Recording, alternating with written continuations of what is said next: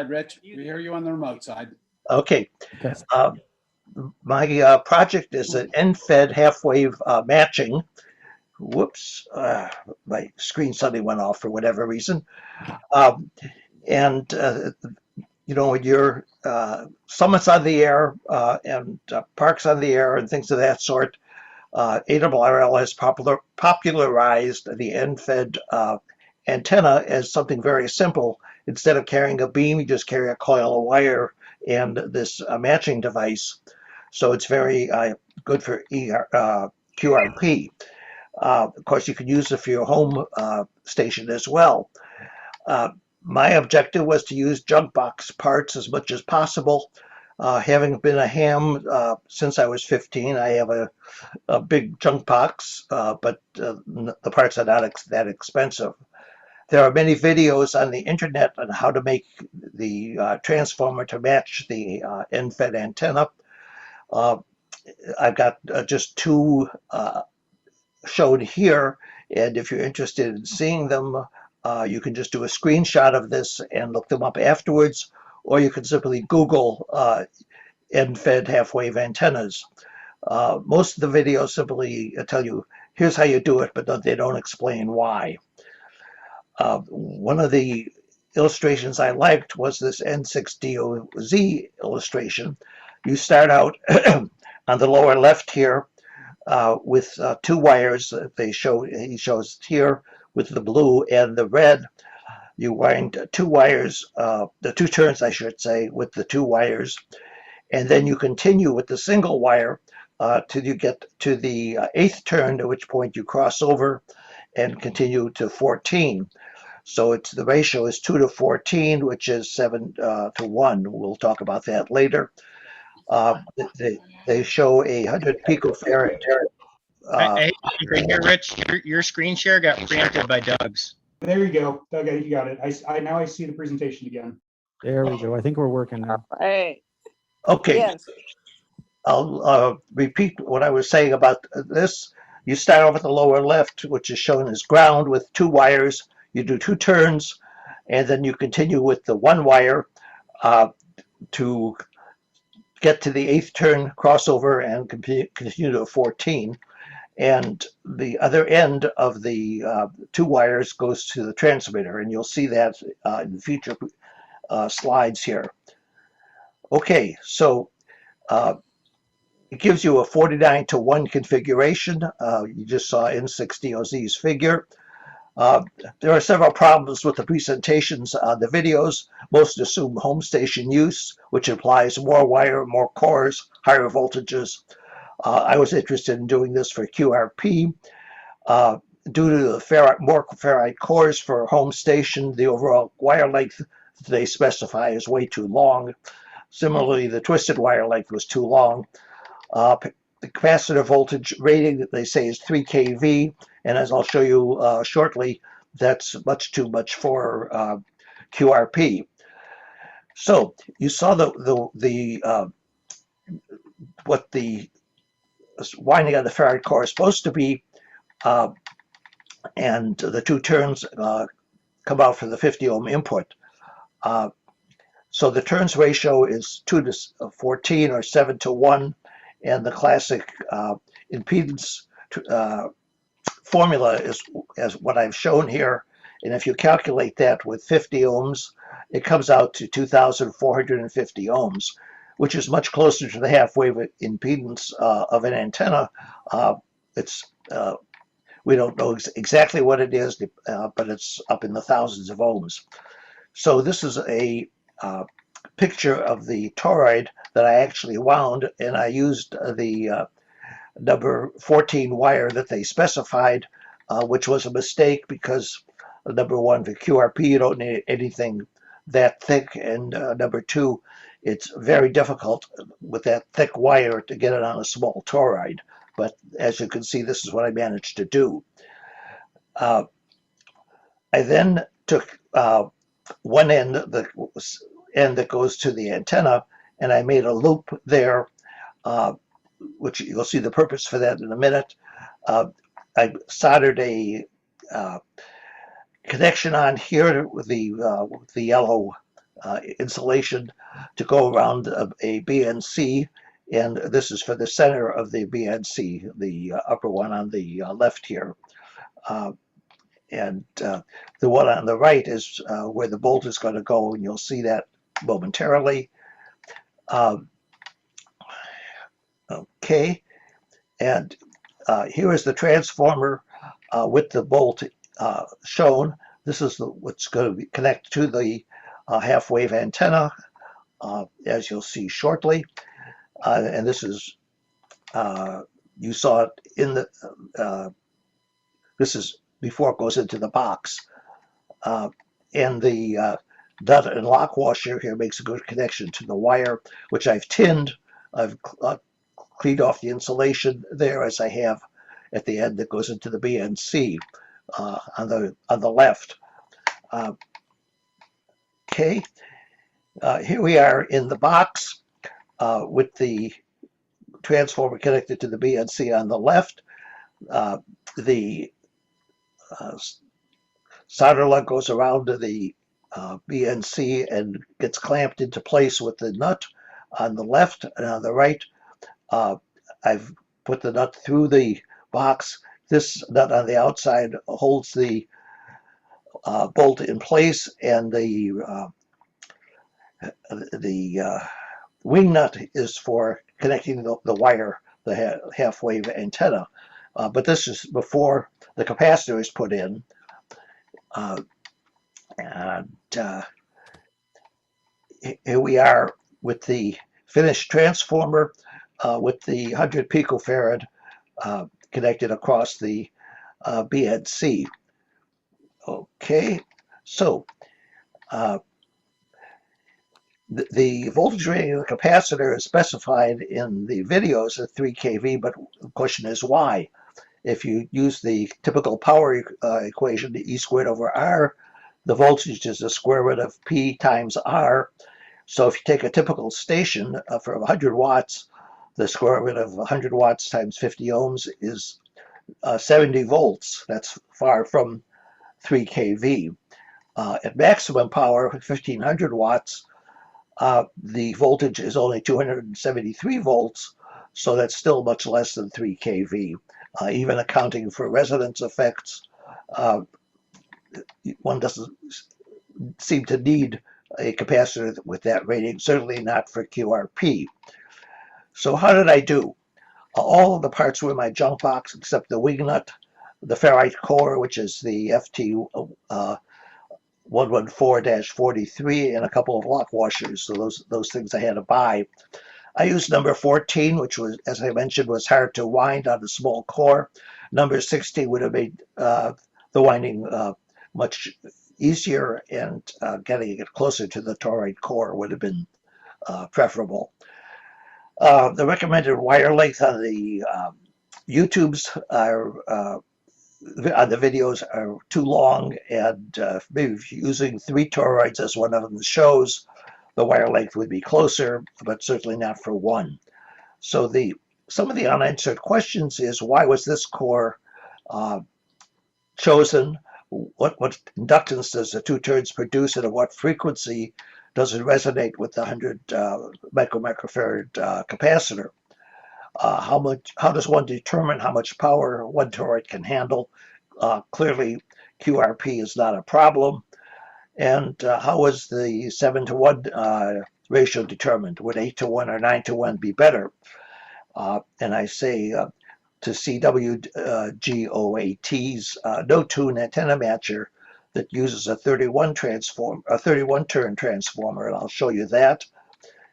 And that is this one here. That's from his website. You notice he does not use a capacitor and does use a different turns ratio, which gives you a higher impedance. Is that better? Don't know. Okay, so if you don't want to go to the trouble of digging through your junk box, or you want to just buy a kit from ARRL, they offer a kit for $70, and this is the ad for it. So with that, I will end my presentation, and take any questions that someone may have. Okay, first off, thanks, Rich. Great presentation.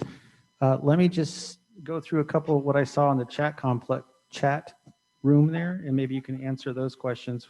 Sure. I think it was Jason said, why were you using solid strand or copper wire as opposed to maybe some stranded wire that might be easier to work with, or was that just because that's what you had around?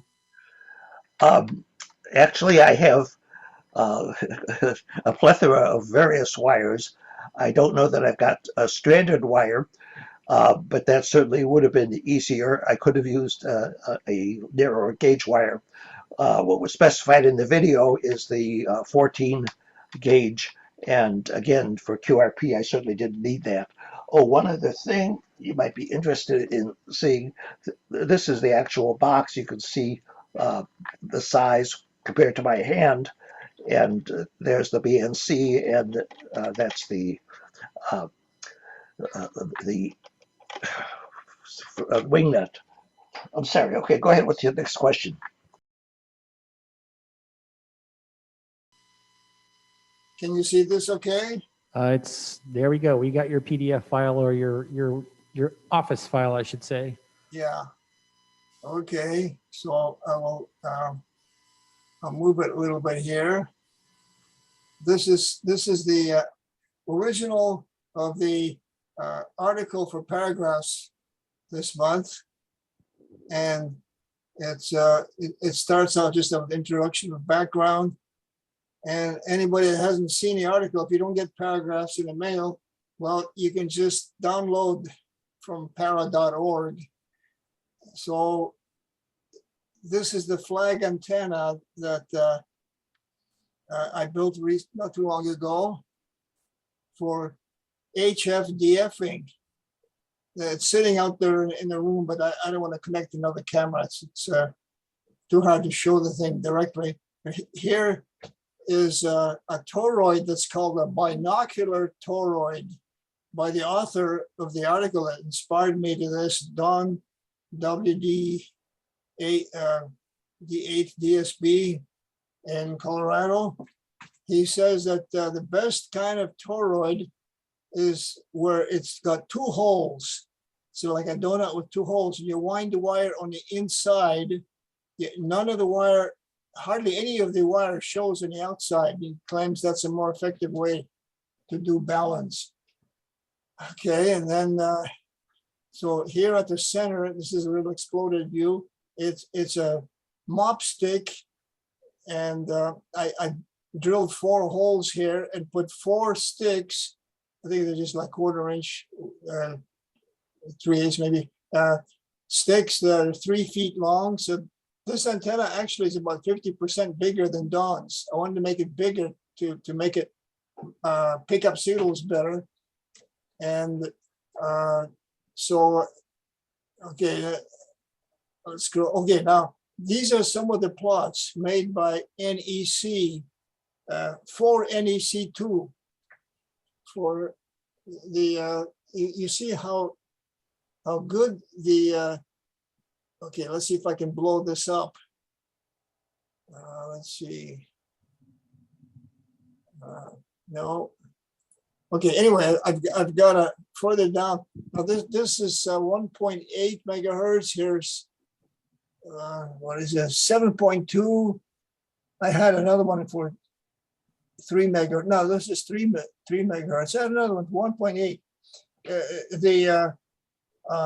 These patterns get much smaller because it becomes less efficient as you go up in frequency. Look at the deep node you get off one end.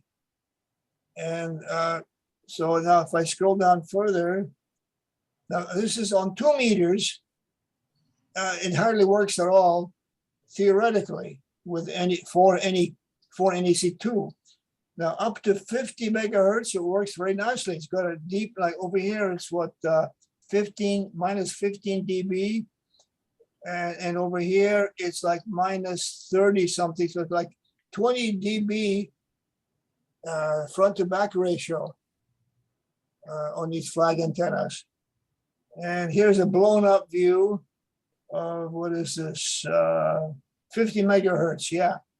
You can see better here, more exactly, the ratio from front to back. Okay, let's see. All right, now how about, let me switch here to another screen. Oh yeah, I think I remember Alt. Don't forget to unshare, then go back in like we practiced, Andy. It worked better last time. Alt tab. Okay, let's go to, I should unshare and share again. Okay, no, let's see if this works. There, hey, are you seeing it? No, we're not seeing it here.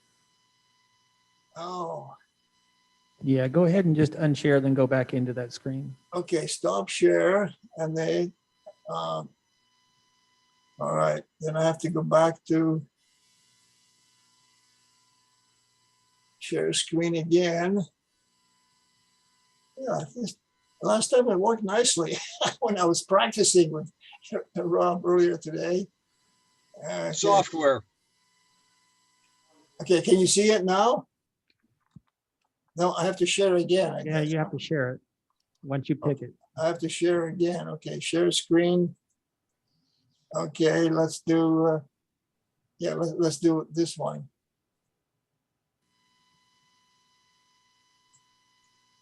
Is that working? Are you seeing it? No, there's a, Have to Okay, select the screen. share. there we go. There Now you it's go. going.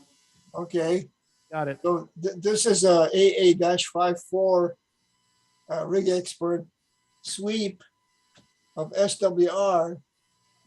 So it starts at 2 megahertz here and goes up to 54 megahertz. So it's not too bad. It's a broadband antenna. It's good enough for government work, as they say, right? Okay, now let's go to another one. I have to stop the share to make it work, I guess, huh? Yeah, probably the best way to do that, Andy. Just unshare, Okay, find it, let's and go back see. in. Let's see. I can pause share. No, I guess I have to stop the share, right? Okay, stop the share. And now I have to go to, no, not that one. Okay, let's go back to share then. I thought I had this figured out. Okay. Can you see that one? Well, once you pick it, Andy, you got to go share again. Yeah, okay. Let's see. Okay, now I have to share. That's down here. Share screen, okay? What are you seeing? Pick the screen within the share panel now. There we go. Okay. So here's the flag antenna out in front of my house in the parking lot. I'm in one of 4 houses. I'm in a duplex. All the other ones are single family. And in between them, here there's a fair-sized parking lot, so I have room to swing this thing around. And so I'm the receiver, the GP5 from Nick N6VOA, his company, CountyCom. It covers the whole HF spectrum. And so I have it tuned here to 10 megahertz. I think, let's see, this audio may have been bad. Let's see, can I play this thing?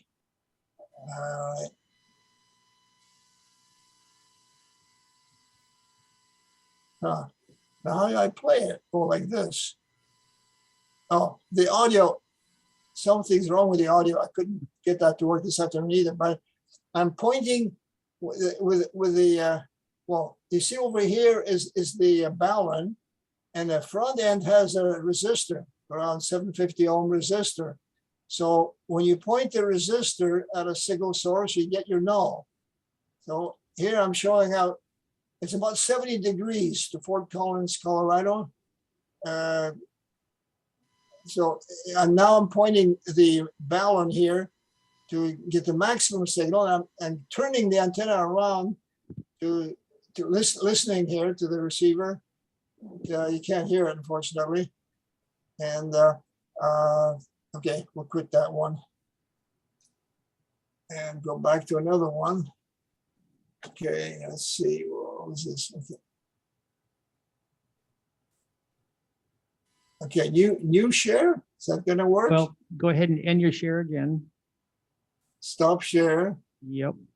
Okay, Go ahead and hit share hit share screen. and pick the Okay, new screen you want. okay. And then And share that. now, so I showed you the SWR, and here's the R and the X.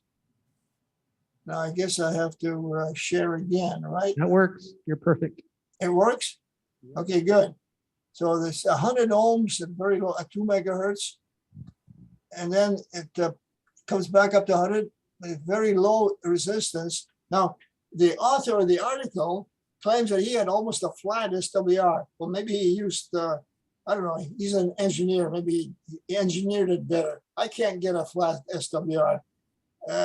Maybe it takes different wire, different balance. No, I used exactly the same balance as his. Dual hole type. Okay, so let's again stop the share and go to, let's see. Okay, I already showed that one.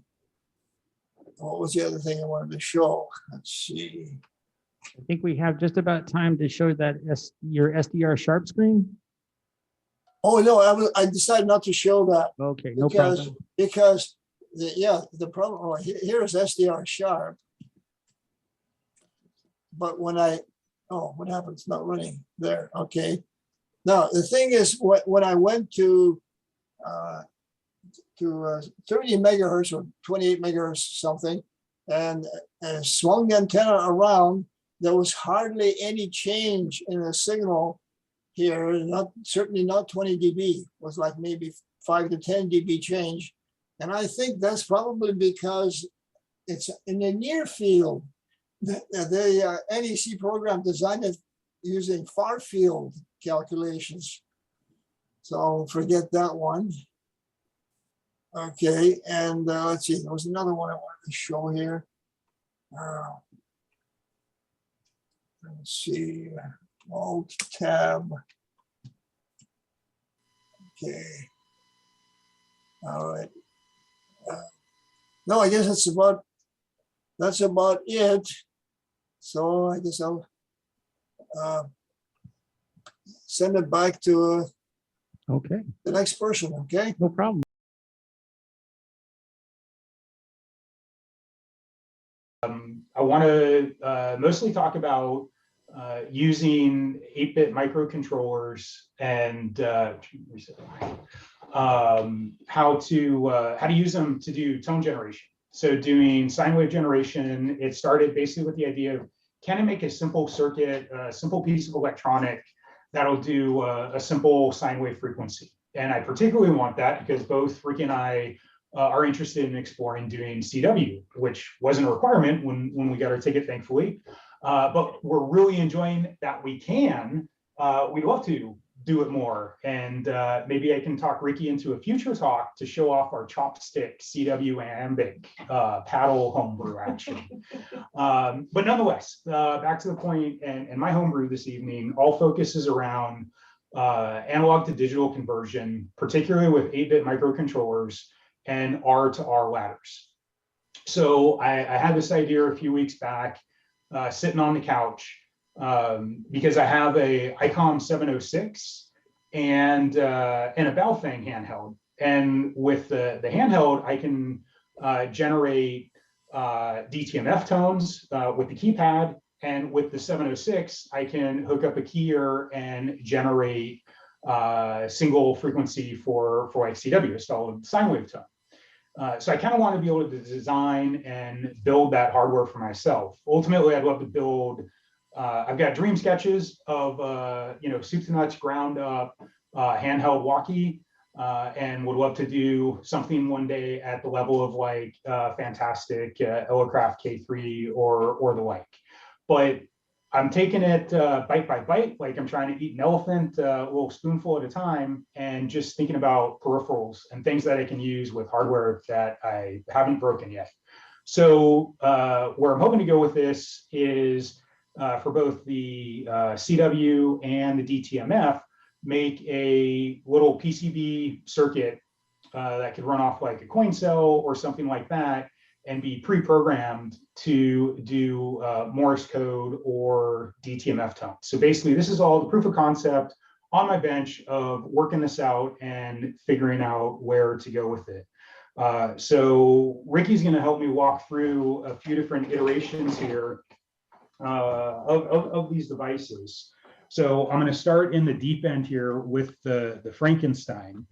And so this is using Arduino Uno as the baseboard. If y'all aren't familiar, it's an Atmel 8-bit microprocessor, the 328P. This one's in a DIP version. So it's a 28-pin dual inline package, and the Arduino Uno super common standard board, open hardware, different manufacturers and things like that. So it's great to interchange. Oh, and just for example, this board, this uses an even smaller QFP, I believe it is, 32-pin package. So all this functionality can be minimized even more. But this was my day zero proof of concept using the Arduino and trying to replicate a R2R. And so this was literally all the components that I had within reach. So I have 8 resistors here, and all of these green are resistors as well. So I have 2 sets of 8 resistors in 2 fixed values, and then these are all just twisted together. I also like prototyping solderless, breadboardless, circuitless. So literally just as simple as possible, these are twisted together, free form, and just put in the jack. So this whole thing was assembled. And then I've got a little battery pack here and the USB and a speaker. And so when I put all of that together and have a basic program on here, so you can hear it. There it is. Baby makes its first tone. And I started playing around with, ultimately, I want to use this. Yeah. So ultimately, I want to use this over the radio and over the air and do like basic home automation and things like that. So I can do DTMF triggers. But so that's as far as I could get as my proof of concept using basic components and just testing it out. And then I evolved that into another version. So this is using yet another Arduino Uno. And so it's the same style of chip, but here, if you can get in really, really, really close, this is actually a little module that I soldered together. I kind of felt like I was doing a custom fish tie here, but this is all on a 0.1 inch strip of header. So this actually just pops out and pops in. So it's actually modular. But with this version now, it's basically the same thing, but I used a little better resistors that were also smaller and better in value. I added 1 polarized capacitor for filtering and smoothing. And then I added this capacitive touch switch, which also lights up. So now I can trigger it on demand. And if the demo will allow, I will attempt to do a live demo. Kilo 6 Echo Alpha Uniform is this frequency in use. Welcome to N6NFI repeater PL100 Hertz. And this is a live demo for the Para Homebrew Night here. Everybody in the room and on Zoom and otherwise monitoring out there, K6 EAU, Ashland, California, N6 NFI repeater testing. S5. And there it is. That was the underlying point of this whole project. K6 EAU with an S5 and Homebrew DTMF generator, 699 for the win. Kilo 6 Echo Alpha Uniform clear. Oh. S9. Test.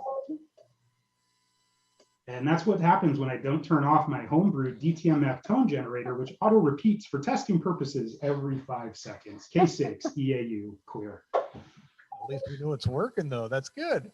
Yeah, so go back to, so that was my intended presentation, more or less, and live demo here for the homebrew. Thank you again, Ricky, for helping me out making this presentation happen, and love to take any questions. I got a question for Ricky. Yeah, Bo, I got. Not Ricky, I mean for Bo, sorry. Okay, let's go. Andy, go, then we'll get Joel in there. Andy, go ahead. Yeah, so what did you do to make it more quiet and not so raunchy? Earlier today, you couldn't get the thing to give you the signal report reading, but now it's working. Did you change the level of the sound or what? I changed a few things, and also should give credit to Kristen K6WX and 9 a.m. net this morning. I added an additional this extra breadboard in here to put in an additional voltage divider. Initially, this whole thing only existed with the speaker, and what you called a raunchy is what Frank helped me coin the kazoo, which is this is the first prototype that I got on the air, and I got, I think, an S4 back, just holding it up to the speaker. So when I have a good enough signal to the repeater, I can get it to actually recognize this as a legitimate 699 automated signal report, which I should say, if anybody's not familiar with the repeater, if you hit 699, it'll do that signal report. Okay. So, so anyways, the de-raunchifying using more precise value resistors and a polarized capacitor to help filter. And then big addition today was taking the speaker out of the loop and wiring this straight into the transceiver and using a resistor voltage divider to do a direct line level conversion. Very good.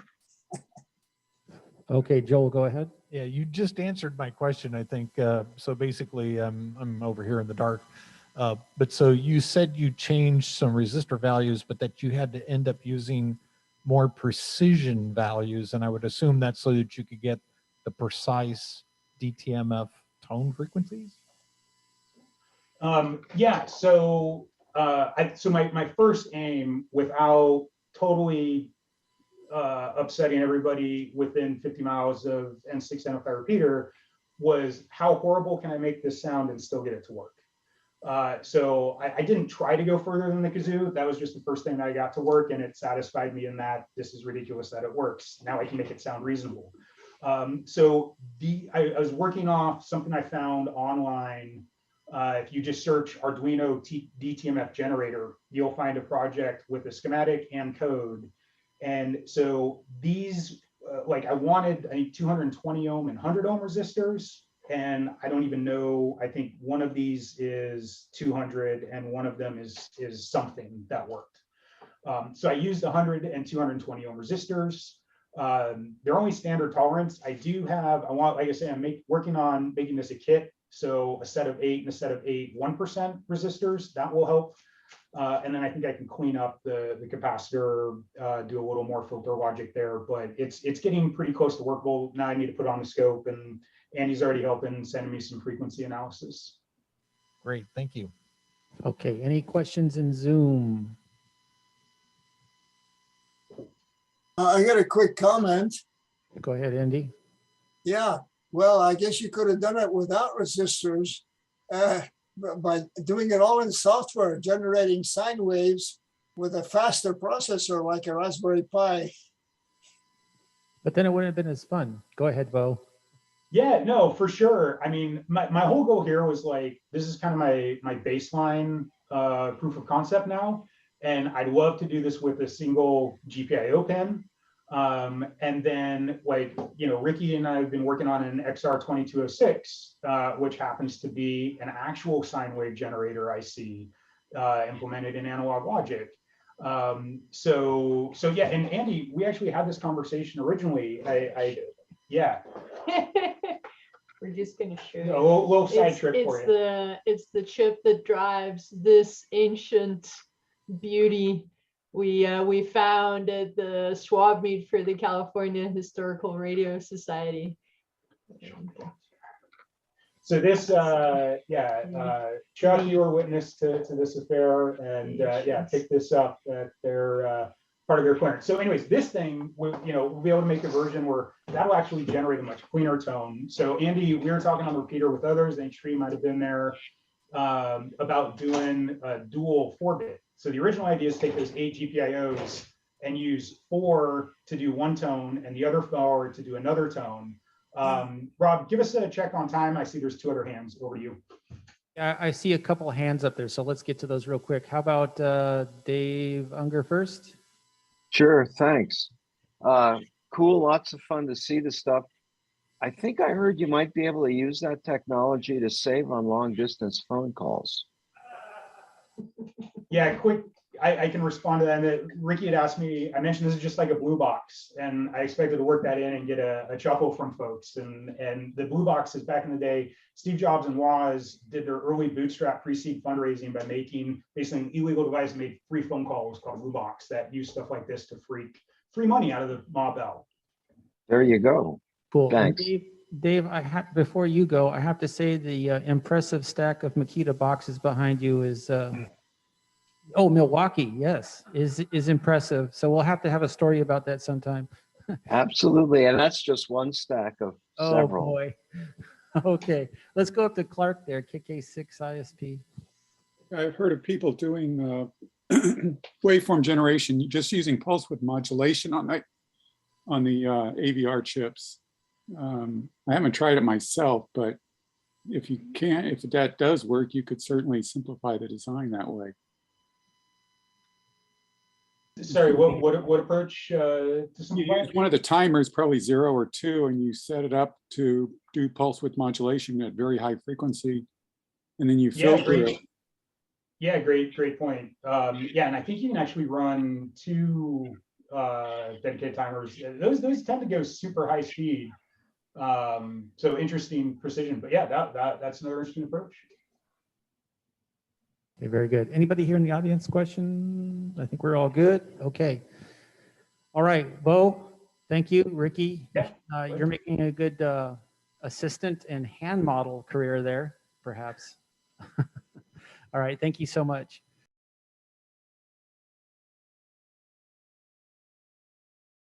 So to do this little production, I've invested in these little cameras. You can probably see these around, and they're great and all that kind of stuff, but they have these limitations, and it's the lens. And so these are these little lenses that you can get. But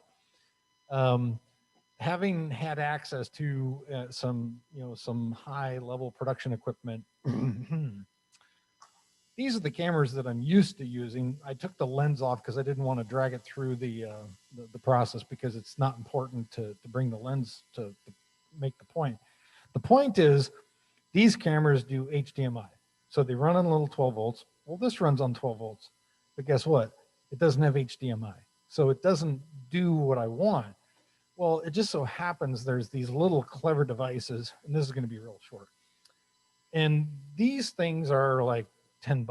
It's a little adapter, and it takes composite video and audio and makes HDMI output. And they're very Chinesium, very lightweight. They don't cost much, and they run off 5 volts. And we've been using those for Parachute Mobile. So simple little devices, kids use them, or, so they're used in very popular things. Well, I discovered this thing's got an upscaler chip in it, and there's a little switch on the side. And I don't know if you can see all this, but on the little switch, you can switch between 720 and 1080i. So all these cameras are running in 1080i mode. What I wanted to do was take the video out of this and turn it into HDMI so that my switcher can work. But the thing is, you see what's going on with this production. It's a mess. It's a lot of work. It's a pain in the butt.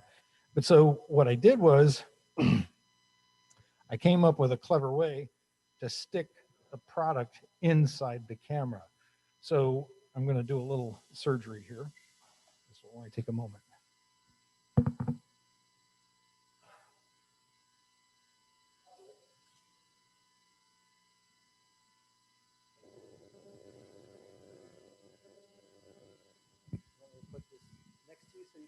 Yeah, so you mic me and I'll do the talking. And they get to look at my gun. Bring that over, you'll be fine.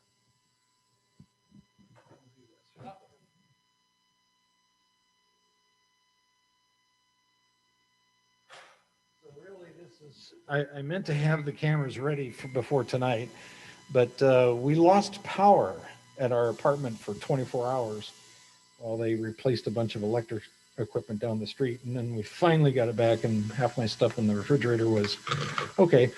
But now you can see there's not much going on inside these cameras.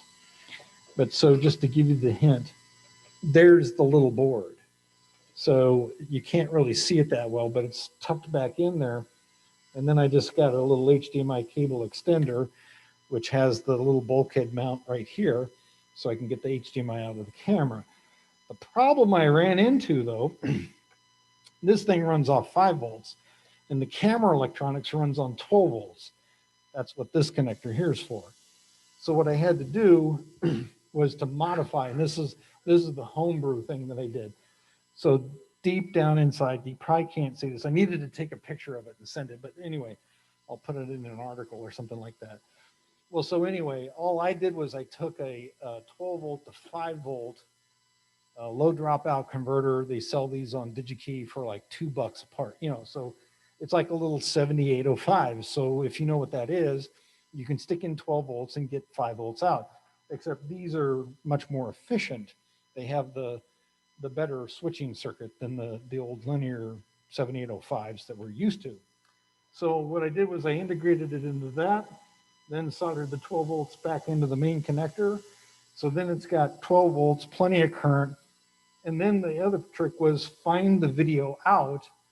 So this was this big connector on the back. You have to find the right pin. And so I found the schematic and found the right pin, and sure enough, now I have a broadcast camera that has a 2/3 sensor, plus with the nice lenses that I have for these cameras, they're much better than those little cameras. And now I've got essentially pseudo HD quality on a camera that was essentially being, you know, it's outcast. They don't make them anymore. They stopped making them, and, you know, all the TV studios have all upgraded to HD quality. So. Okay, and before you close that too much up, I think Zoom saw better than the audience here, so that they may want to take a peek later. Because our back was to you. The audience didn't see anything. Yeah, because we had it on Bo still here.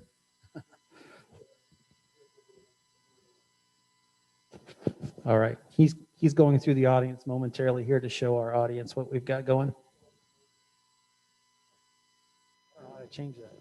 Zoom question? Are there any Zoom Oh, questions? is there any Zoom? Oh, there is a Zoom question. So Dave, I see he's got a hand up. So Dave, why don't you go ahead while he's showing people there? Oops, I got to think of a question real quickly. I You never betcha. put my hand down from before.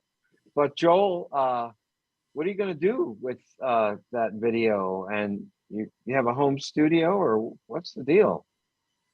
Well, so for this event, I don't know if people figured it out, but so I'm using all these little tiny cameras for the static shots, and that's what you see me switching between.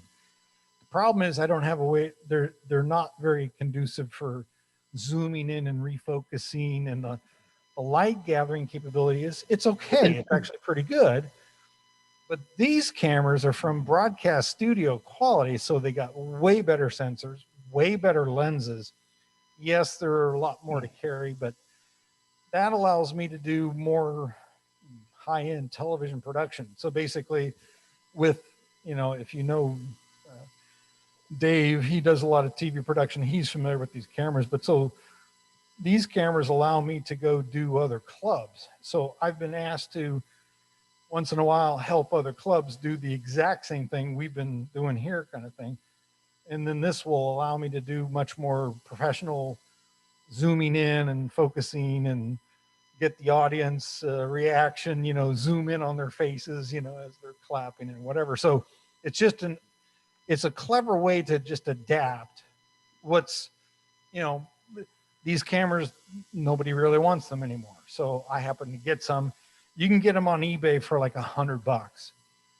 but they're not for everybody. So in other words, these are, they've been kicking around in studios. And so what I'm trying to do is to get more kids involved and show them how you can take these little parts and pieces, and just with that little adapter, something they're going to be familiar with, they can snap it into this technology, and all of a sudden you get the extra advantage of better lens and better sensor and that kind of stuff.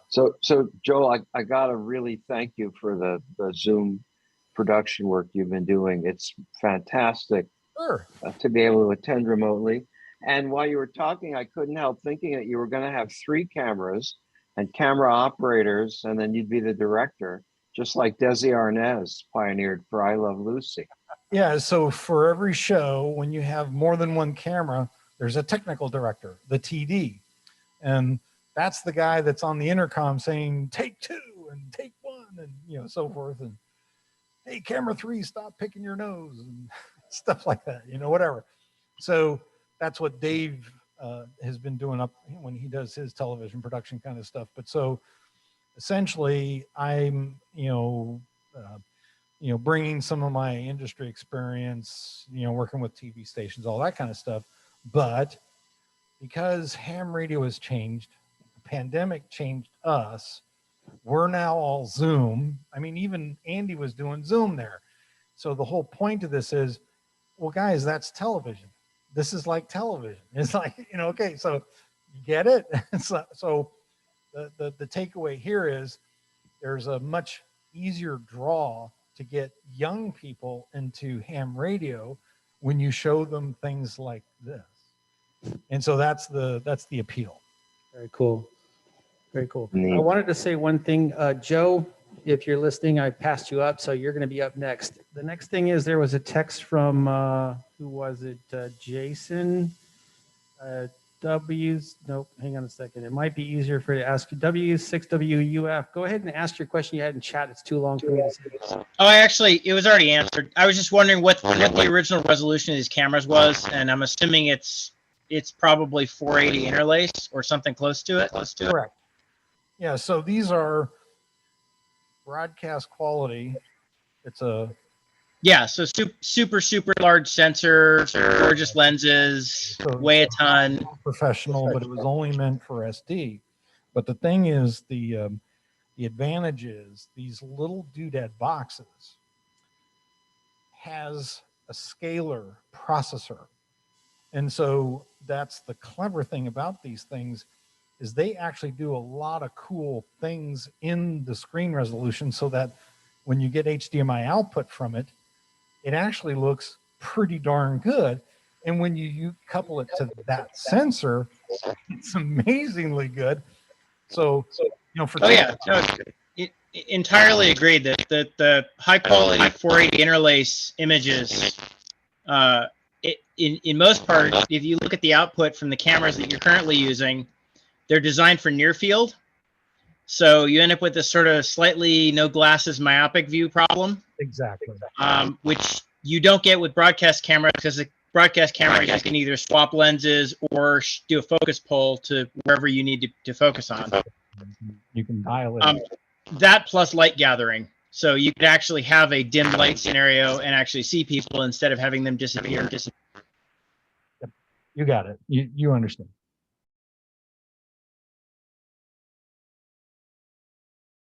There we go. I was going to show what I did. Everybody's always talking about all this overpriced solar and lithium ferrophosphates, and people bring stuff in, and we're talking thousands of dollars for like 100 watts. Well, anyway, I said, hey, Joe, I think you got some kind of people in you somewhere that like to be cheap because you got it genetically. And I always do stuff on the cheap. And I've told you all my definition of free and cheap.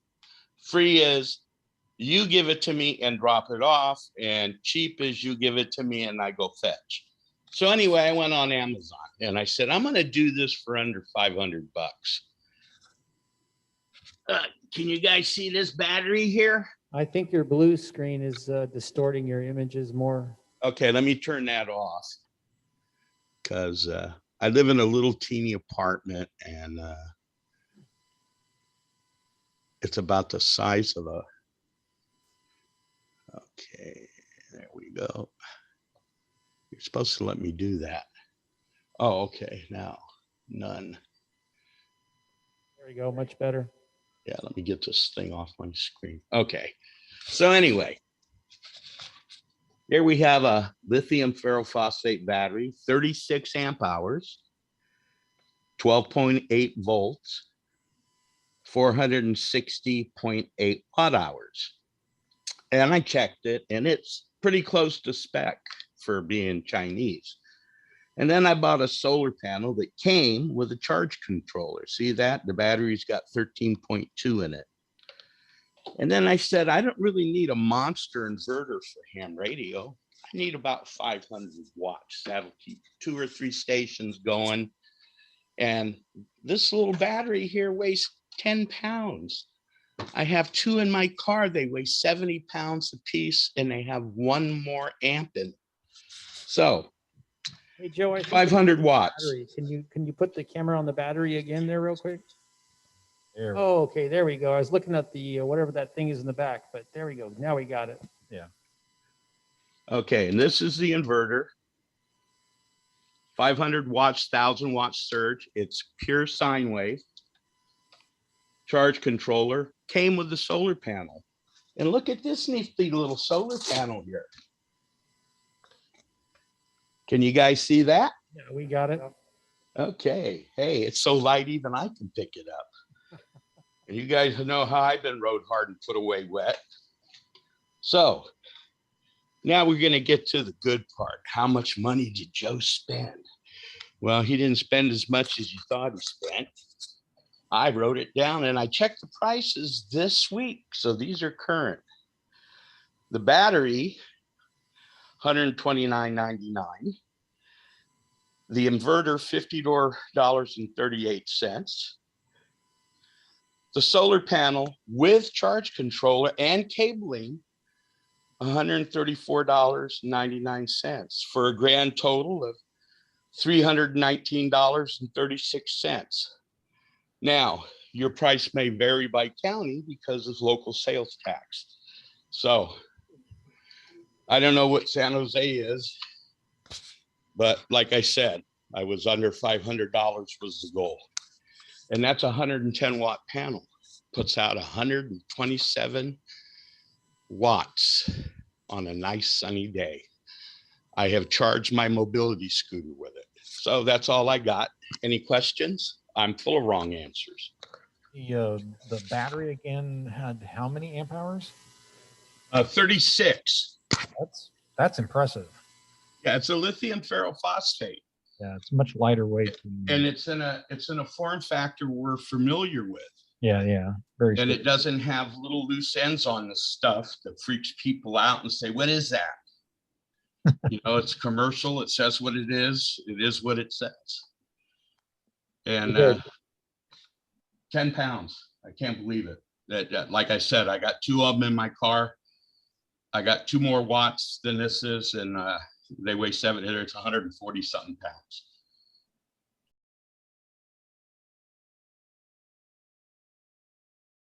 Good evening, everyone. Let's see. Let me put the screenshot. Okay. Let's see. 1 second. I think ooh, what happened here? Okay. Can you hear me? Yes, we hear you. Okay. When Rob asked me in August if I would make a presentation, I said sure, and I, then I thought, wow, it was such a simple antenna, and I don't have much to talk about.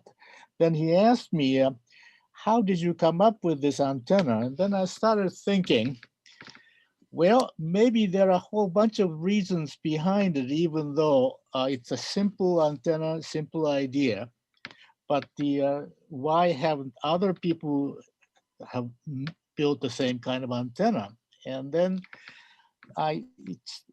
I started thinking, gee, there are many things in my life that have actually come together to build this antenna when you think about it. I never thought about this before. So let me give you a little background of how I came up not only this antenna, but I have been doing a lot of home brewing, especially this year, thanks to COVID. I have built more homebrew projects than any other year. I was born in Hiroshima, Japan, in 1942, and I was 3.5 years old when war came to an end.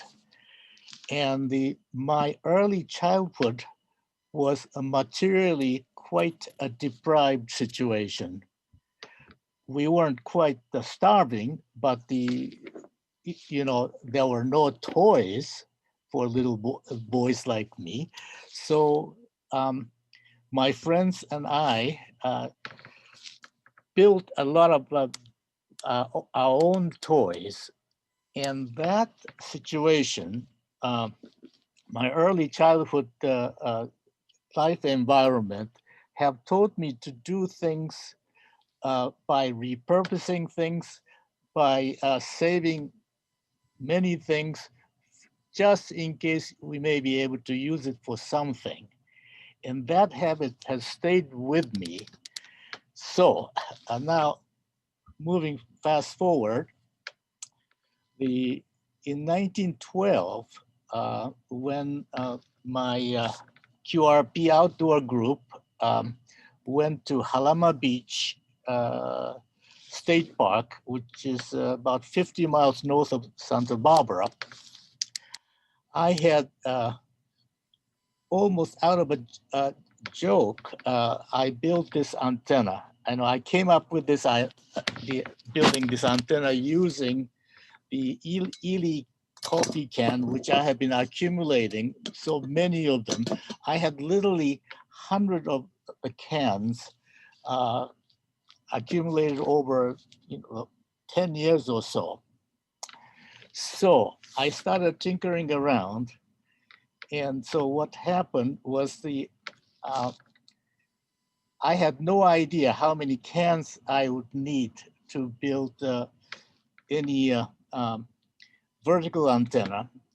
So I had to try different number of things. So to make a long story short, for 50 meters, 17 cans. These are 3.5 inch diameters, and 17 cans will make about 8 feet tall tower. And soldered them together. So total length is about 8 feet. And that resonates very well for 15 meters. And normally, when you apply the wire vertical formula, that is quarter wave length for 15 meters will be about 11.8 feet. Now this is 8 feet. That's where the resonance is in 15 meters. Not only that, it is very flat, and in the middle of the 15 meters, you can get almost 1.1 SWR. At both edges, it's less than 2. So it was a very good resonant antenna for 15 meters. And not only that,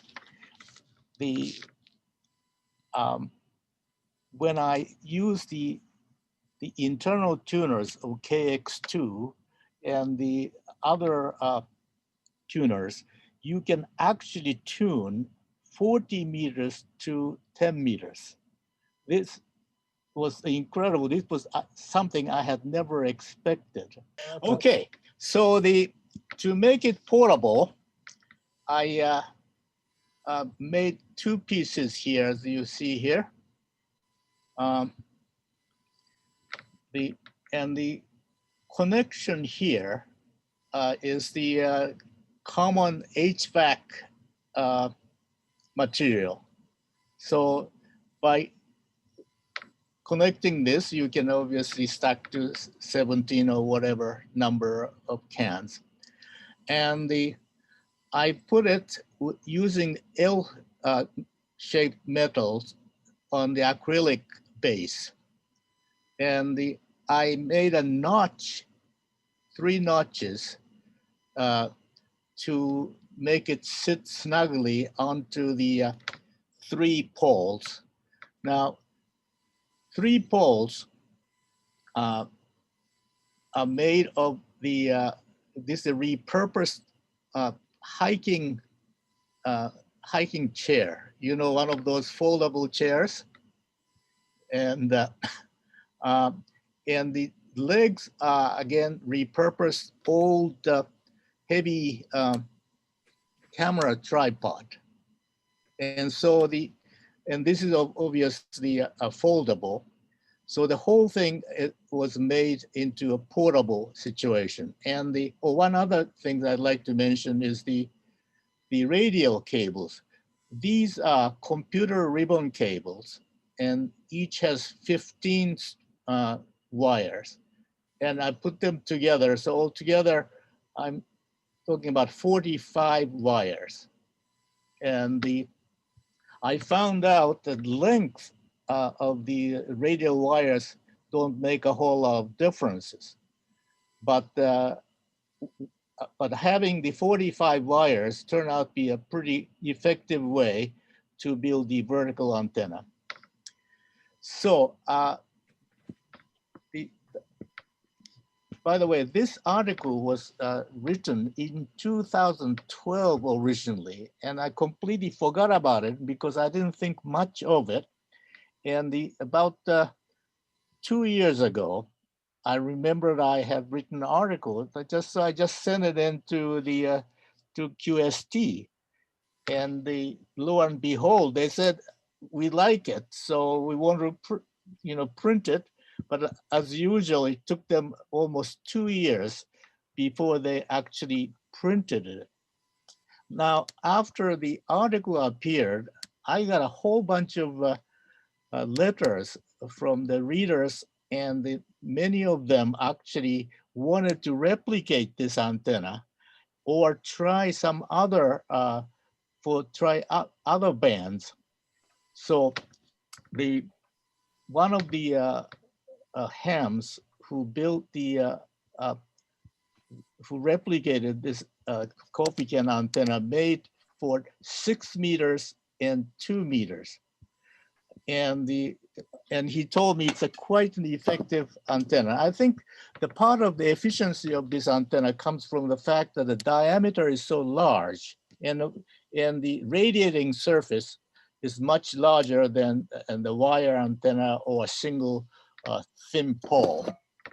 Now, this Washington ham who replicated this antenna, coffee antenna for 6 meters and 2 meters, used the fact that this Ely can be screwed. So he cleverly made the. Hey, Hiroki, let me have you end your share for a second, and we'll be able to see that better. Because right now, probably. Oh, yeah, okay. Yeah, I should turn on. Thank you. All right. Stop sharing. There we go. Much better. Now show the can. All right. Okay.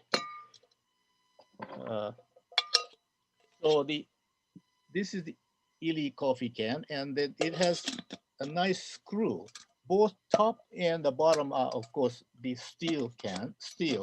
And so this ham in Washington made the 6 meters and 2 meters with the same base, and then by adding more for 2 meters, then you can make it to 6 meters. And that was a very clever variation of the application. So that's all there is I want to mention about this antenna. If you have any questions, I'll be happy to answer. And I have a few other homebrew things I made this year. As I said, because of COVID, I have lots of time at home. So I ended up building a lot of homebrew stuff. Any questions? Daryl, it's Doug, KG6LWE, if you can hear me. Yep. We got you, Doug. Okay, great. Hero, it was probably, I don't know, maybe 10 or 11 years ago that you brought this antenna out for its, I don't know what, proof of concept maiden voyage there at the end of Seaport Boulevard. At the time, my shop was on the edge of Seaport there on Stein and Marine. I remember seeing this antenna for the first time when you brought it out there, out by the bay, and it tuned up pretty well the first time out. Very fun to see that. I really enjoyed seeing the article about this same antenna in QST. So congrats on this one. Great presentation tonight. Thanks. Good to see this antenna still working for you. Thank you. I remember seeing you there with your mother, if I remember. Okay.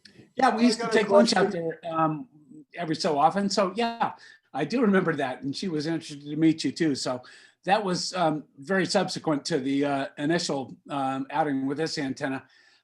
Very cool though. I remember the coffee can antenna. Cool stuff. Thanks so much for sharing this with us. Appreciate it. By the way, one of the similar ideas was executed using beer can. This was about some 15 years ago. The beer can, of course, today is made of aluminum, so you can't solder them. But this Ely can happens to be all steel, so it's easy to solder as long as you have like large solder iron, like 100 watts. So it's easy to solder. Oh, I soldered a bunch of coffee cans together to make a chimney for a furnace when I was a kid, just as an experiment, using a torch. That worked pretty well. Yeah. The edges of those cans are pretty friendly to solder. I have a comment. Hang on a second, Andy. I got two people in front of you, and then we'll get right there. I've got Rich, DPZ, and then we've got Daryl here in the audience. So hang on a second. Rich, go ahead with your question. Thank you, Rob. Hiroki, how did you physically hold the cans together while you were soldering? I would imagine the cans would get very hot, and I'd be interested in how you physically held them. I guess you answered the other question, which was what kind of soldering iron? You're saying 100-watt iron was adequate. That's great. So I'll stand by for your answer. Well, you have to do it very carefully. I lay out the cans, and I pinched it with the heavy wooden piece on both ends, but I put it on flat wooden floor, and that's how I soldered it. But it was difficult. I tell you that I had to do it many times. It doesn't quite. I mean, it requires a lot of careful sort of maneuvering, but it worked. Very cool. All right. I'm not sure if the camera is on him, but I got Daryl here with a question. Actually, not a question, but that's great. I like this screw together can application that was done. Real quick, if anybody missed this article that we're referring to in QST, it was August, and Hiroki's antenna there was on the cover page. And as it turns out, I saw in a previous issue of QST that Hiroki, you won the most popular photo cover award. I didn't know that QST did that, but that's pretty good. Everybody by popular demand thought that picture was pretty snazzy. So there you go. Okay, thank you so much. Great presentation. All right, I am Roy, KM6EOO, and my project is actually my science fair project from a little bit over a year ago. And so what I did is I designed and built a system of GPS synchronized software-defined radios. Whoa. Whoa. Yes.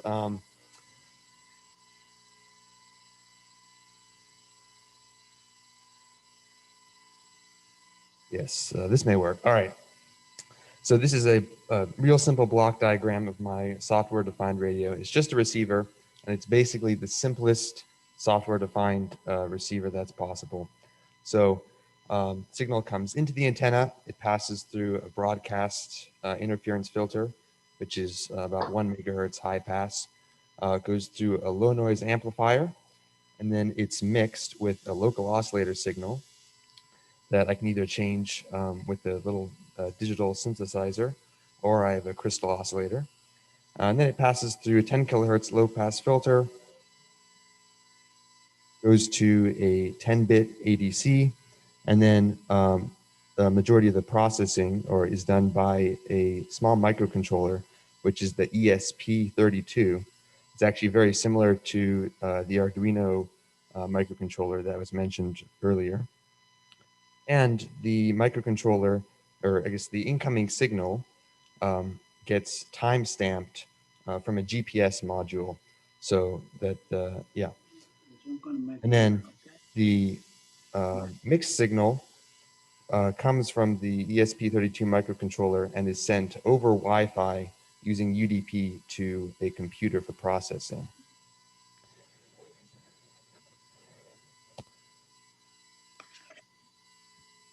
And here's a quick schematic, or this is a partial schematic of my receiver.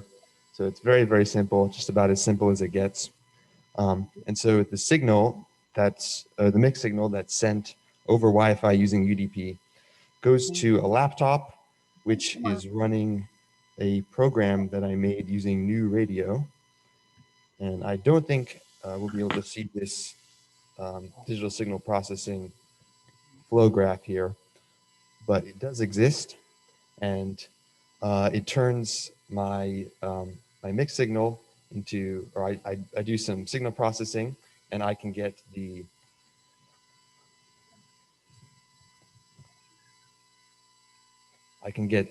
audio output, as well as a waterfall display and a spectrum graph. There we go. All right, now what's special about the receivers is that they are GPS synchronized, and so I can place them in different locations, and I can also do different experiments with timing. So I'm sure most people have heard of the WWV transmitter in Fort Collins, Colorado, that is very highly GPS, very highly time synchronized. And because my receiver is also time synchronized, I can tune in WWV and then look at the difference in timing between the signal that's received and when I receive my signal from the GPS that is hooked up to my microcontroller. And using that, I calculated the distance, or the rough distance that the signal traveled from the transmitter in Colorado to my house. And as it turned out, the signal traveled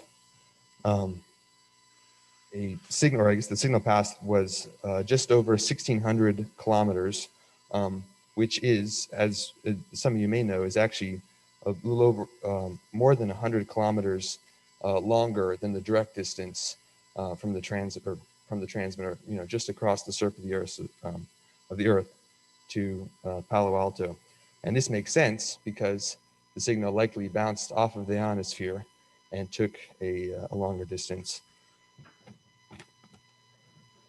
So this is a little diagram that depicts the longer distance. And I don't know that much about ionospheric propagation, but my guess is that it bounced off of the F layer, or at least the trigonometry works out that way.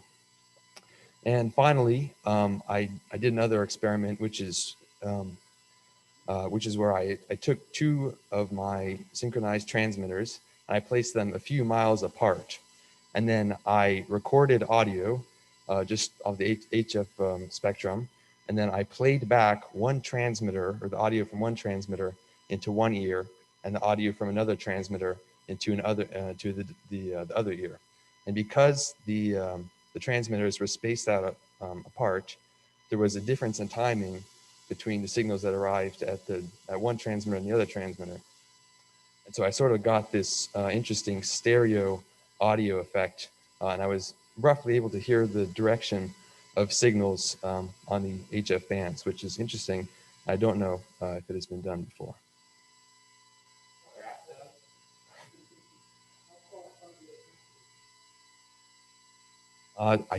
They weren't perfectly spaced to get the audio timing just right, but I think it was maybe 7 miles or so, 10 miles, something like that. But it was enough to hear a bit of a difference between when WWV, or I guess the man says the time in WWV in Colorado, and when the female voice says the time from Hawaii.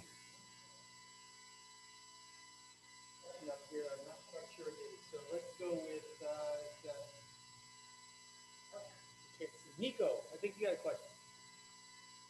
Yeah, hope you guys can hear me. Absolutely amazing project. Really, I'm really impressed. Really cool. So to synchronize the EPS to the GPS, by the way, that rhymes kind of funny. I didn't even realize earlier. To synchronize the EPS to the GPS, you're getting the serial NMEA messages from the GPS module.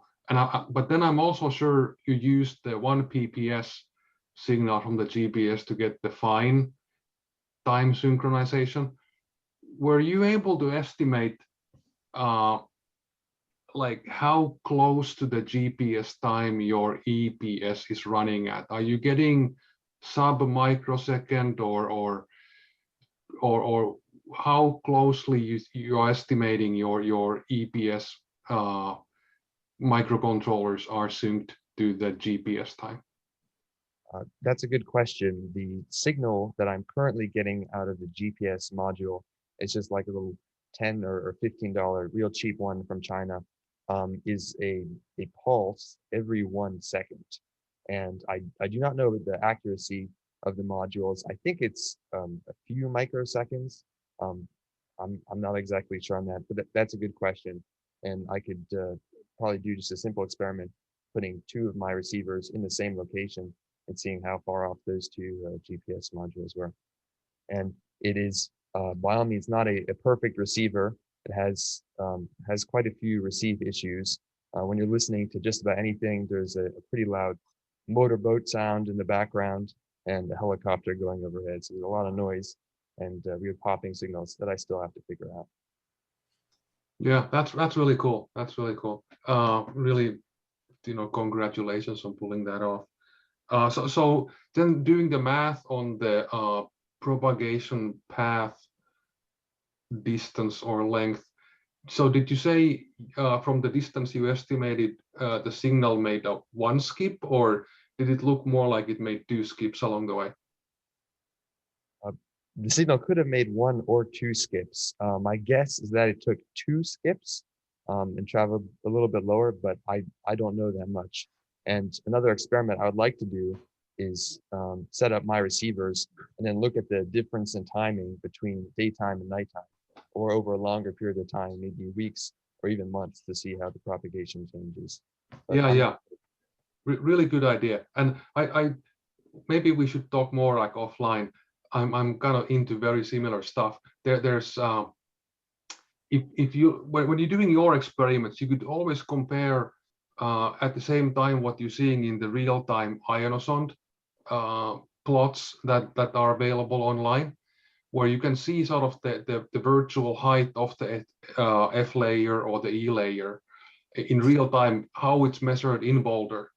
That info is available there online, and you could kind of correlate that information to what you're seeing and probably make some pretty interesting observations there. That's all I had. Thanks. Oh, I got a quick comment about that. Yeah, go ahead, Andy. Yeah, in the latest QST, there's a good article. January 2022 QST has a good article about the ionosones and how some hams are using them and so forth. Yeah, look up QST, the latest issue. All right, I'll have to check it out. Mhm. Go ahead, Dave. Thanks. I'll assume that's me. So I've got a crazy dream after I'm hearing about your experiment. You can tell me how crazy I am. Suppose you had 3 of these receivers, spaced out and head tracking. Could you then simulate binaural directionality so I could turn my head and kind of know where the transmitter was, and then just use the head tracker also to power my antenna rotator? Exactly. That is one of the thoughts that I have, but I haven't put it into action yet. The test I did was just a super rough test to see if I would get any results. But yeah, I think that's a very interesting idea. I don't know if your antenna rotator would keep up with your head moving around if you do that too quickly. But yeah, that's a really interesting idea. It would certainly be neat to try to get a 3D audio sense of the HF spectrum around you. You have to put the antenna on your head. Maybe that'd work better for VHF. Yeah. Or sorry. Thank you.